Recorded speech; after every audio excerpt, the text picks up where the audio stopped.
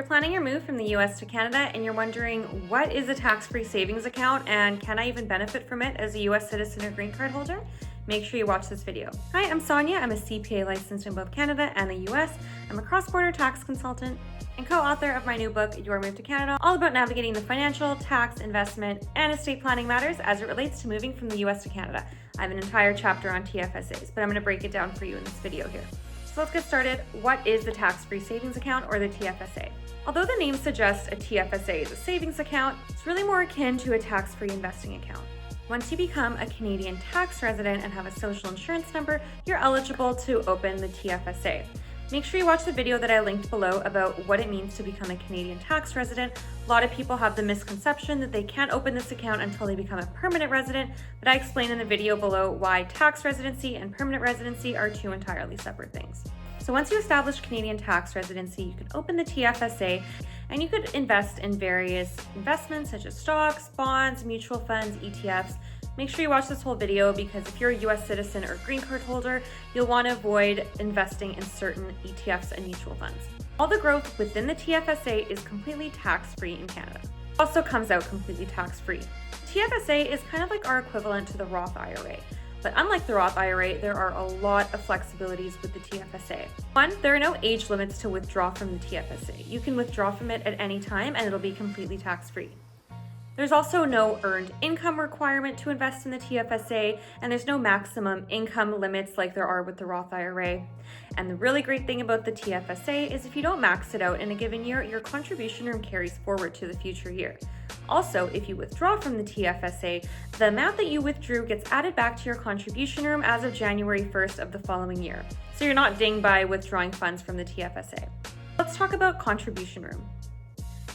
You get contribution room for each year that you're a Canadian tax resident for at least part of the year, and that contribution room is not prorated. So what I mean by that is for 2026, the amount every Canadian resident is going to get $7,000 of contribution room. But let's say you moved halfway through the year, you'll still get the full $7,000. Even if you establish residency on December 31st, you'll still get the full $7,000 for that full year. Don't worry, you don't have to rush to contribute. That room will carry forward to the following year. If you're a non-resident for an entire calendar year, you cannot get TFSA contribution room. And keep in mind, if you are a non-resident, you cannot make any TFSA contributions at all. Otherwise, there are significant penalties. So, is the TFSA always tax-free? Well, it is from a Canadian perspective, but there are a couple things to keep in mind. Number one, foreign dividends. If you earn US dividends or dividends from a non-Canadian company within the TFSA, there may be withholding tax. Keep in mind, if a given investment pays a significant amount of foreign dividends, you may want to hold that outside of a TFSA. For example, in an RRSP, US dividends are not subject to any taxation, and if you get foreign dividends subject to withholding tax in a taxable account, that tax may be recoverable through a foreign tax credit in Canada. However, capital gains, Canadian dividends, and interest, always tax-free in Canada within the TFSA. Now let's go into the main topic that everyone's really interested in. Should US citizens and green card holders living in Canada invest in a TFSA? So first off, legally, can you open a TFSA? Yes, as long as you're a Canadian tax resident and have a social insurance number, there's no issue. But really the question is, do the US downsides outweigh the Canadian upside with the TFSA to make it worthwhile? So I'll talk about two topics. One is foreign trust reporting, and two is the fact that the income within the TFSA is reportable to the IRS. So let's start with the foreign trust matter. Some cross-border tax professionals, but not all, can consider that some TFSA accounts are considered foreign trusts in the eyes of the IRS. Now, why this is an issue is because if you have interest in a foreign trust as a US citizen or green card holder, you need to file these forms called 3520 and 3520A with the IRS. Now, these forms are very complicated, and if you pay an accountant to prepare them, that could be an additional cost to you. It might be a couple $1,000s at least. And the big issue I always stress with these forms is there's an automatic $10,000 late filing penalty. And the way the form currently works, you can't even electronically file it. It has to be mailed to the IRS.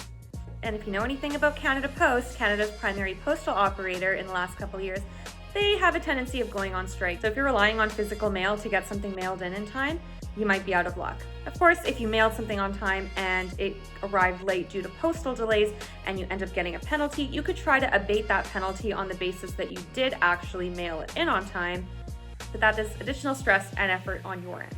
That said, most cross-border accountants that I come across actually take the position that the TFSA does not require these foreign trust filings. I'm going to leave a blog post below from a cross-border tax firm in Vancouver, Polaris Tax. One of their clients approached them in order to help them abate this $10,000 late filing penalty for the 3528 forms that was filed by their accountant for the TFSA.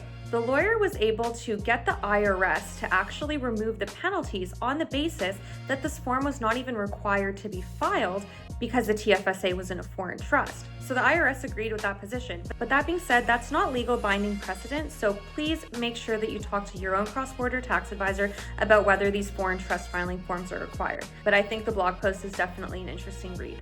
All right, so we've tackled the foreign trust matter. Now here's the big issue. TFSA income is not tax-free in the eyes of the IRS.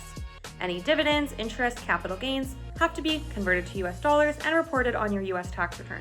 So, does it make sense to invest in a TFSA if the earnings aren't tax-free in the eyes of the IRS? Many cross-border accountants say no, but I view it a little bit differently. Even though the income is reportable on your US return, the fact that Canadian tax rates are oftentimes higher than US rates, by investing in a TFSA and saving Canadian taxes, you may still be better off even if you pay US taxes, which may be at a lower rate. So overall, you may still be better off, especially if you earn qualified dividends or long-term capital gains, which attract quite low federal taxes for US purposes. There are also cases where you can actually greatly reduce or even eliminate your US tax entirely on a TFSA. My book, Your Move to Canada, has a numeric example of exactly how this can work. But let's just say if you are paying Canadian taxes on other sources of Canadian passive income, those Canadian taxes may be usable as a foreign tax credit on your US tax return and may offset the US tax that you pay on earnings within the TFSA.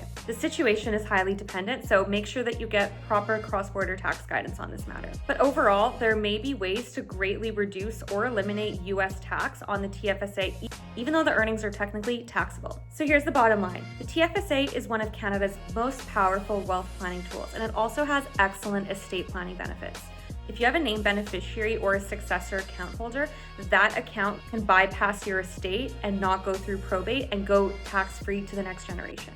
And ultimately, if you're going to be a US citizen or green card holder in Canada, whether you should open a TFSA will likely greatly be impacted by whether your cross-border tax advisor believes that it's a foreign trust, and also whether or not you actually are going to be paying a significant amount of US taxes on the earnings within the TFSA. Keep in mind, US citizen and green card holders should generally stay away from non-US mutual funds and non-US ETFs, other than if they're held in an RRSP or a RIF.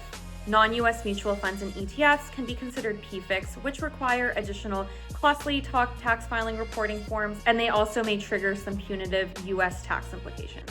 Also keep in mind, anytime you have a foreign financial account, such as a TFSA, or a regular investment account, or a Canadian bank account, you may have to file the FBAR and Form 8938. So make sure that you get cross-border tax guidance on whether or not the TFSA will work for you. And make sure you check out my new book, Your Move to Canada. I'll put a link below. I have an entire chapter on TFSAs. I also have chapters on RSPs, RESPs, FHSAs, and also how all of your US investment accounts are going to be treated once you move to Canada. Make sure you subscribe and leave a comment below what other kind of cross-border tax videos you want to see. Have a good day. Bye.